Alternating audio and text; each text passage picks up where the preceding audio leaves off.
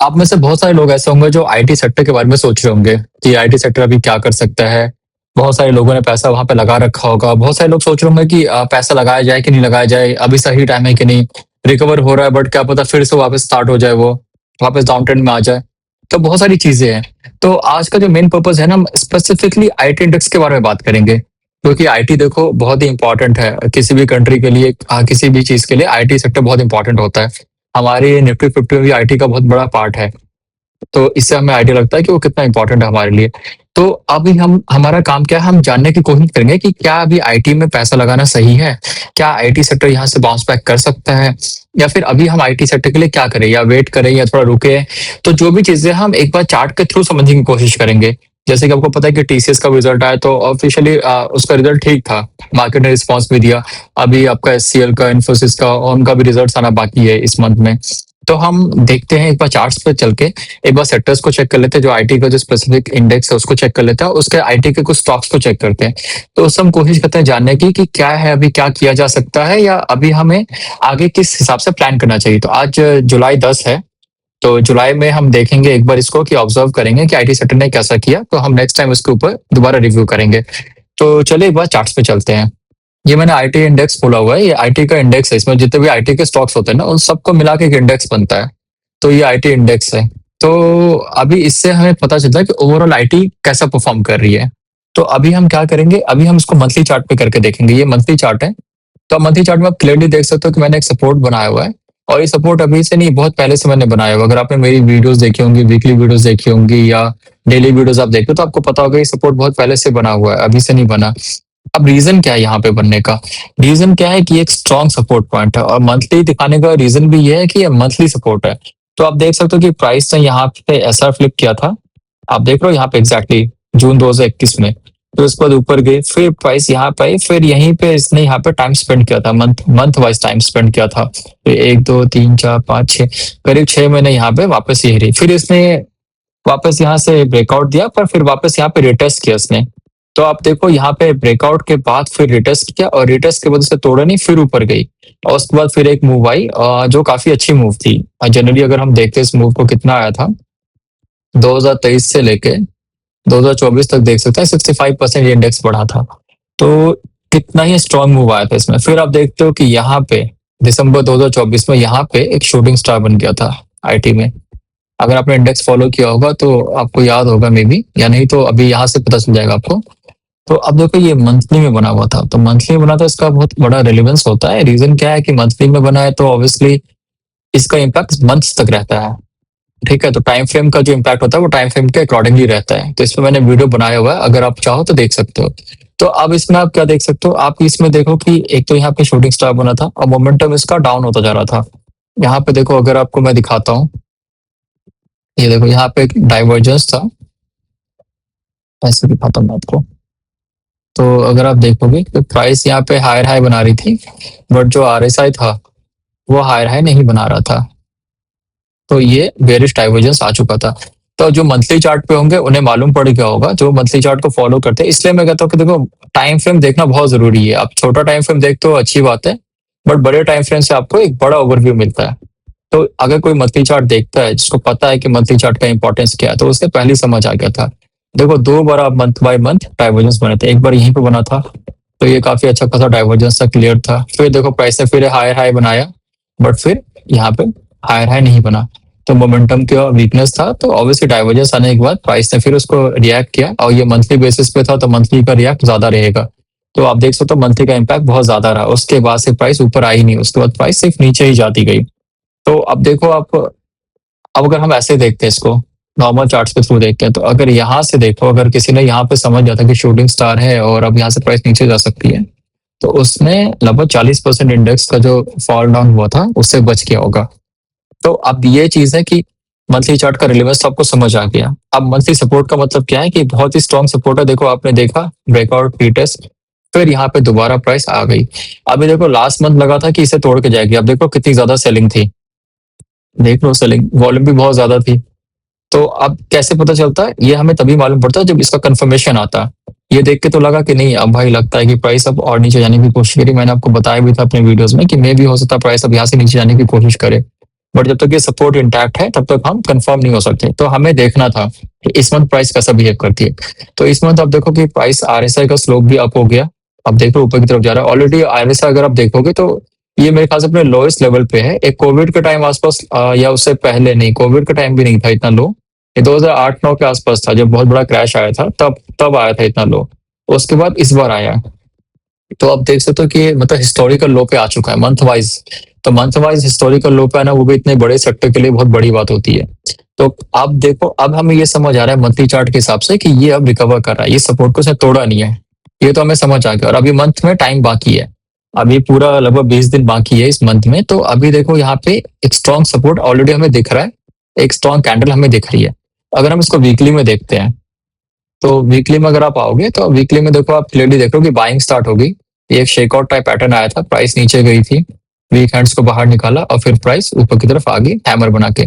तो बायर्स ने कहीं ना कहीं जोन को नहीं टूटने दिया ऑब्वियसली, क्योंकि बहुत स्ट्रॉन्ग जोन है, यहाँ पे बहुत बड़ी बाइंग हुई है, कई बार प्राइस ने यहाँ पे रेस्ट लिया हुआ है। तो ये एक एरिया बहुत इंपैक्टफुल एरिया बन जाता है 27,000 के आसपास का। तो इसे तोड़ा नहीं, इनफैक्ट यहाँ पे देखो बहुत अच्छी बाइंग हुई। अब फिर उसके कंसेक्यूटिव मंथ इस मंथ में अभी बाइंग चली रही है। अब वॉल्यूम ऑलरेडी अच्छा है यहाँ पे, आरएसआई का स्लोप अप है। तो इससे हम ये समझ सकते हैं कि नहीं अभी देखो यहाँ से जो प्राइस है आईटी सेक्टर है रिकवर होने की कोशिश कर रहा है, ये हमें कंफर्मेशन मिल गया। तो अभी देखो लास्ट मंथ से हमें मालूम पड़ा कि स्ट्रॉन्ग हैमर बना है सपोर्ट के पास। तो जब भी आप इतने मेजर सपोर्ट के पास मंथली में इतना बड़ा स्ट्रॉन्ग हैमर बना तो ऑब्वियसली उसका इम्पैक्ट रहेगा ही रहेगा। क्योंकि देखो हैमर बना है सपोर्ट पे बना, वो भी मंथली कैंडल में बना है। तो उसका जैसे डेली का हैमर का इम्पैक्ट अलग रहता है, डेज में रहता है, वीकली का अलग रहता है, वीक्स में रहता है, तो इसका मंथली में मंथ्स में रहता है। तो ऑब्वियसली हम ये कह सकते हैं कि अब आने वाले मंथ्स में जो आईटी सेक्टर है ऑब्वियसली वो अच्छा परफॉर्म करने की कोशिश करेगा। देखो ऐसे 100% तो कोई नहीं बोल सकता है कि अच्छा करेगा मतलब कर ही जाएगा, बट अगर हम प्राइस एक्शन की बात करते हैं, अगर हम सारी चीजें देखते हुए बोलते हैं तो हाँ उम्मीद है कि अब ये प्राइस यहाँ से रिकवर करेगी। ये इसका लोएस्ट था, अगर ऐसा रहा, अगर यहाँ से रिकवर करते ये इस साल का लो हो गया इसका, इससे लो नहीं होना चाहिए इस साल एटलीस्ट। तो अब हमें कैसे अंदाजा लगेगा? अब हमें अंदाजा ऐसे लगेगा कि हम इसको टाइम करते रहेंगे। अब हम इसे देखो अभी आप अगर डेली टाइम फ्रेम में अगर आप देख रहे हो तो आप देख रहे हो कि आरएसआई जो था बेरिश से बुलिश जोन में आ चुका है। ठीक है, अब ये देखो यहाँ पे था, बेरिश जोन में था, फिर प्राइस से बहुत अच्छा रिकवरी किया यहाँ पे, अब यहाँ पे आ गया है, ये 200 डीएमए के पास आ गया। ऑब्वियसली 200 डीएमए का रेजिस्टेंस है तो प्राइस यहाँ पे रिएक्ट तो करेगी करेगी, ऐसे कोई दिक्कत नहीं। बट अगर आप अभी देखो तो प्राइस में गैप अप है, तो स्ट्रॉन्ग गैप अप है अभी, अच्छी डिमांड है बाइंग की, प्राइस ने अच्छा खासा मतलब एडवांस किया है ऑलरेडी। तो अगर पुल बैक आता भी तो कोई बड़ी बात नहीं है। तो अब हमें देखना है कि जो हमें अगर ट्रेड लेने की हम सोच रहे हैं तो एटलीस्ट इसको 200 डीएमए के ऊपर आने दो, ये वाला जो जोन है इसके आसपास आके देखो कि प्राइस ऐसा कैसा रिएक्ट करती है यहाँ पे। एक आप देखो ये गैप का भी जोन है, ये अगर आप देख रहे हो तो यहाँ पे गैप भी था, तो ऑब्वियसली एक स्ट्रॉन्ग जोन है कहीं ना कहीं रेजिस्टेंस का। और यहाँ भी आप देख सकते हो ये भी गैप है, तो ये भी एक स्ट्रॉन्ग जोन है। तो आप इस पूरे जोन को लेके चलोगे अभी, ये जोन हो गया, ये एक इंपॉर्टेंट जोन है। ठीक है, तो अब हमें ये देखना है कि इस इंपॉर्टेंट जोन पे प्राइस क्या करती है, तो यहाँ पे रिटेस्ट करती है या इसे तोड़ के ऊपर जाती है। तो अगर प्राइस इसको तोड़ती है, अब सपोज ऐसा होता है कि मार्को मान लो कि न्यूज अच्छा आता है, मान लो एसएल की अर्निंग्स अच्छी आ जाती है, तो प्राइस हो सकता है ऐसे ऊपर जाए और फिर उसके बाद पुल बैक करे और फिर यहाँ से ऐसे ऊपर जाए। ठीक है, तो ये एक सिनेरियो है जो भी बन सकता है अगर मार्केट कंडीशन ठीक रहती है, अगर अर्निंग्स वगैरह सही आती है आईटी की, तो ये एक सिनेरियो बन जाएगा। इसके अलावा अगर अर्निंग्स खराब आती है या मान लो कुछ अनएक्सपेक्टेड होता है तो फिर एक सिंपल सा ये है कि प्राइस जो है नीचे आएगी, फिर यहाँ पे थोड़ा टाइम स्पेंड करे मे बी, और फिर यहाँ से वापस रिटेस्ट करके इसको ऐसे करके फिर ऐसे तोड़ते जाए। तो ऑब्वियसली वो थोड़ा टाइम टेकिंग प्रोसेस हो जाएगा, बट ये हम अभी बोल सकते हैं कि एक मेजर सपोर्ट का काम करेगा, क्योंकि यहाँ पे बहुत अच्छी बाइंग हुई थी और यहाँ पे अभी आप देखो हैमर बना के प्राइस है, इसे तोड़ा नहीं था लास्ट टाइम भी। तो मार्केट जब ट्रम्प का अनाउंसमेंट आया था उसके बाद मार्केट ने अचानक रिएक्ट किया था, बट ये फिर वापस रिकवर कर गया था। तो रिकवरी बहुत अच्छी हुई है, इसका मतलब यहाँ पे डिमांड है।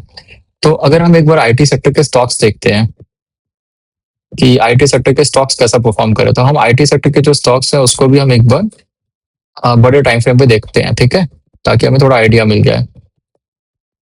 तो अगर आप ये देखो कैफन टेक्नोलॉजीज हो गया, ये सारे आईटी सेक्टर के स्टॉक्स हैं।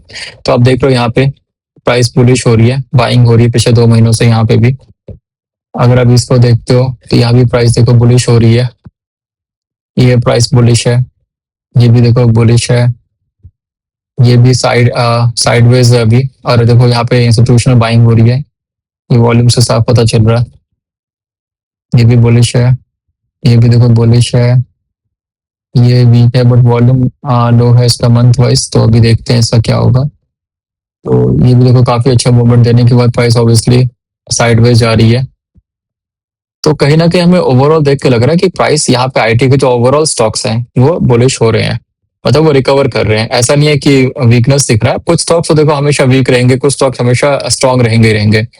तो पर हम अगर मेजोरिटी ऑफ स्टॉक्स देखते हैं, अगर आप मेजोरिटी में ऐसे भी देखते हो, तो देखो सब पॉजिटिव है। कोई 4%, कोई 5%, कोई 2%, कोई 1%, बहुत ही कम है जो आपको रेड में दिख रहे हैं, राइट। तो मोस्टली जो स्टॉक्स हैं वो सारे ग्रीन है, इसका मतलब ओवरऑल आईटी सेक्टर रिकवर कर रहा है। तो इससे हमें ये समझ में आता है कि हाँ आईटी स्टॉक्स अच्छे हैं। अगर हम कुछ मेजर आईटी स्टॉक्स की बात करें, जैसे टीसीएस हो गया, तो टीसीएस को अगर हम मंथली वाइज देखते हैं तो ये भी अपने मेजर सपोर्ट के पास है। सेम जैसा आईटी इंडेक्स का सपोर्ट है वैसा ही है। अब वहां पे ये देखो यहाँ पे होल्ड करके ऊपर आने की कोशिश कर रहा है। अगर हम इन्फोसिस की बात करते हैं तो इन्फोसिस भी सेम अपने मंथली सपोर्ट के पास है और यहाँ से ये भी रिकवर कर रहा है। अगर हम एचसीएल की बात करते हैं तो ये भी देखो अपने सपोर्ट के पास है और ये यहाँ से रिकवर कर रहा है। तो कहने का मतलब कि मोस्टली जो भी स्टॉक्स हैं ये सारे अपने सपोर्ट, मेजर सपोर्ट के पास से रिकवर कर रहे हैं, बुलिश साइन दिखा रहे हैं। तो आईटी सेक्टर के बारे में यही कहना चाहूंगा कि अभी आईटी सेक्टर अच्छे स्टेज पे आ चुका है, रिकवरी कर रहा है। ठीक है, रिकवरी हमें एक बार वेट एंड वॉच करना पड़ेगा। मैंने आईटी इंडेक्स आपको दिखा दिया। आईटी इंडेक्स में जो 200 डीएमए के आसपास का रेजिस्टेंस लेवल है वो एक इंपॉर्टेंट रेजिस्टेंस लेवल है, उसको आपको ध्यान रखना पड़ेगा। तो उस रेजिस्टेंस लेवल को अगर टूट जाता है, उसके बाद अगर प्राइस उसको रिटेस्ट करके ऊपर जाती है, तो आप आईटी सेक्टर के लिए रेडी रह सकते हो, फिर आप इन्वेस्ट कर सकते हो, क्योंकि उसका लो ऑलरेडी बन चुका है, इसका मतलब कंफर्म हो चुका है। क्योंकि देखो हमें कंफर्मेशन चाहिए होती है, बिना कंफर्मेशन के हम ऐसा कुछ नहीं कर सकते। एक बार मैं आपको इंडेक्स फिर से दिखा देता हूँ ताकि आपको आइडिया हो जाए। ये देखो ये निफ्टी आईटी का इंडेक्स है। तो ये जो इसका सपोर्ट लेवल है अभी 27,200 के आसपास का, 27,000 के आसपास का सपोर्ट लेवल है आप, ठीक है। ये एक इंपॉर्टेंट सपोर्ट लेवल है। और जो रेजिस्टेंस लेवल है 28,500 400 के आसपास इसका रेजिस्टेंस लेवल है। 28,500, हाँ। तो 27,000 के आसपास का मेजर सपोर्ट लेवल है और 28,000 के आसपास मेजर रेजिस्टेंस लेवल है। तो आपको वेट करना है इसके ब्रेक होने का। ये ब्रेक हो जाए, प्राइस इसके ऊपर जाए, फिर रिटेस्ट करे या जो भी करती है, और उसके बाद प्राइस ऊपर की तरफ बढ़ने लगे, तो फिर हम आईटी के स्टॉक्स में कंफर्टेबल हो सकते हैं, हम उसमें इन्वेस्टमेंट की सोच सकते हैं। तो ये एक सपोर्ट लेवल है, इसको आप बना के रखिए। आप इसको चेक करते रहिए, डेली चेक करिए, ज्यादा अच्छा है। छोटे टाइम फ्रेम पे करना है, छोटे टाइम फ्रेम पे करिए, बट उतना फायदा नहीं। डेली टाइम फ्रेम ज्यादा इफेक्टिव रहेगा, उसको देखो आप। और आईटी के रिजल्ट्स में उसके रिजल्ट्स पे नजर रखिए। अगर आपको लगता है कि आईटी के रिजल्ट अच्छे हैं तो ऑब्वियसली फिर वो ये जो अपना लो है, लो तोड़ के ऊपर जाएगी। ऑब्वियसली अगर रिजल्ट अच्छा आता है तो ये नेक्स्ट टाइम ही टूट जाएगा और ऊपर चला जाएगा, इसका तो कोई इशू नहीं है।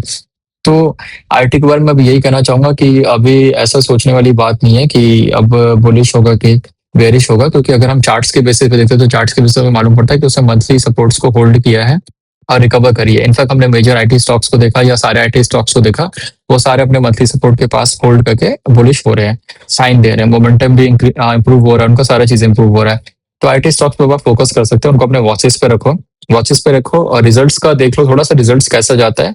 मान लो किसी का रिजल्ट अच्छा हुआ, किसी का खराब हुआ, जो भी है, तो उसके हिसाब से आप उसमें इन्वेस्टमेंट शुरू कर सकते हो। और अगर लगता है आपको कि वो कंफर्टेबल अपना इंडेक्स उसका कंप्लीट हो गया, 200 डीएमए के ऊपर आ गया है, तो फिर आप उसमें आप ट्रेडिंग शुरू कर सकते हो।